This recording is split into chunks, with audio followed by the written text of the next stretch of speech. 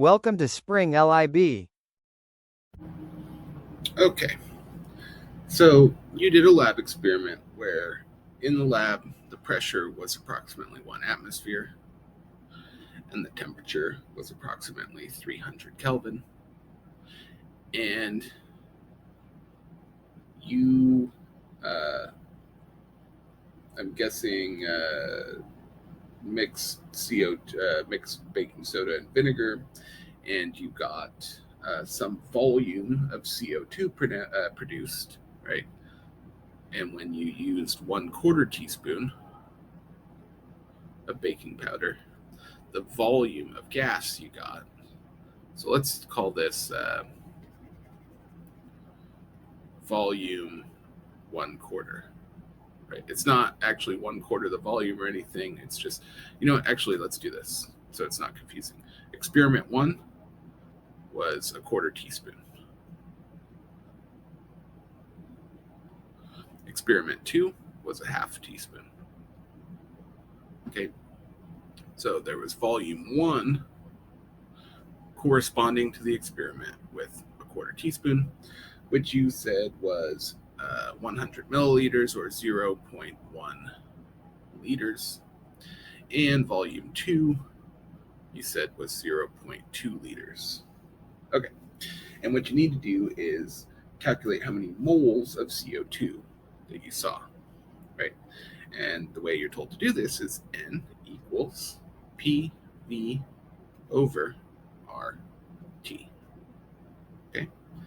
Well, you know a volume in liters, you know your pressure in atmospheres, you know your temperature in Kelvin. The only thing you need to get now is the gas constant, right? That's R, the gas constant. But you want to make sure that you get the gas constant that's in units that's going to help you out.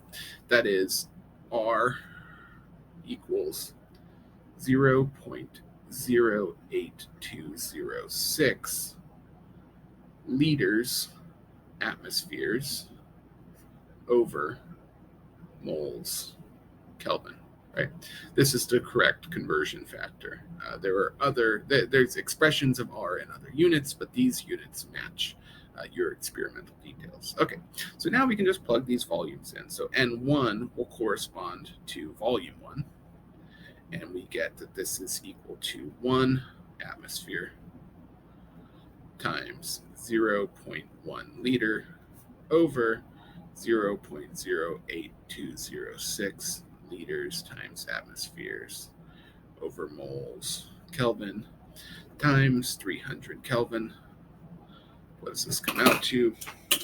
I get 1 times 0.1 divided by 0.08206 and 300 in the denominator, and I get 0.00406.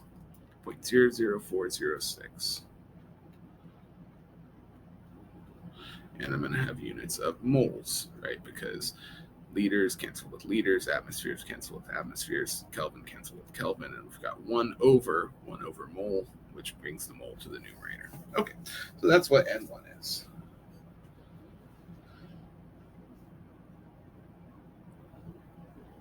Right.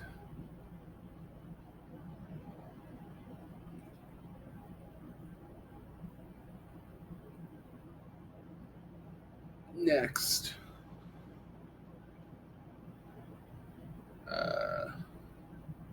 we can do N2.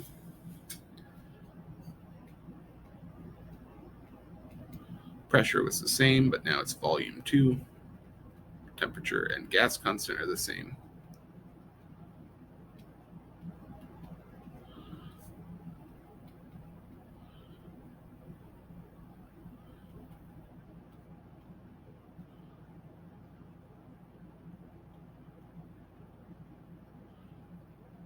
Units will cancel. And you're going to get 0.00812 mole. Okay, so these are the number of moles of gas that you should have recovered. The thing is, it asks you to calculate a percent error. Uh,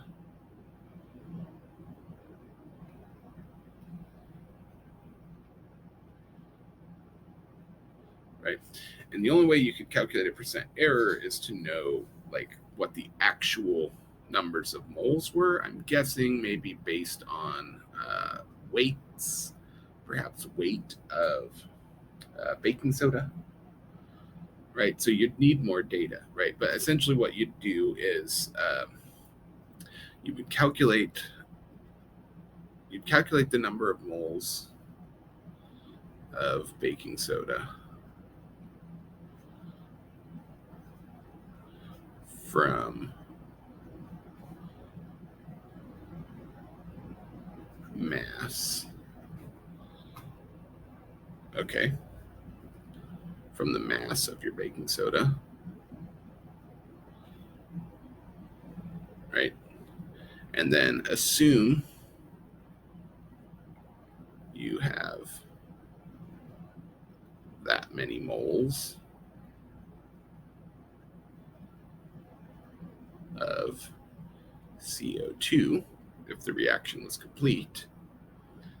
Then let's call this N mass 1. Okay, so N mass 1 is the number of moles you calculated using the mass of your baking soda. To calculate the percent error, you would do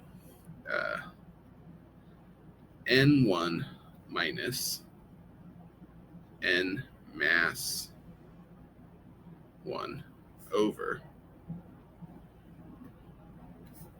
N1 times 100%.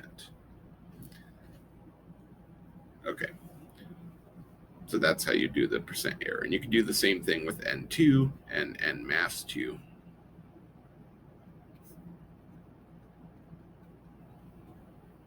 And that would give you your percent error.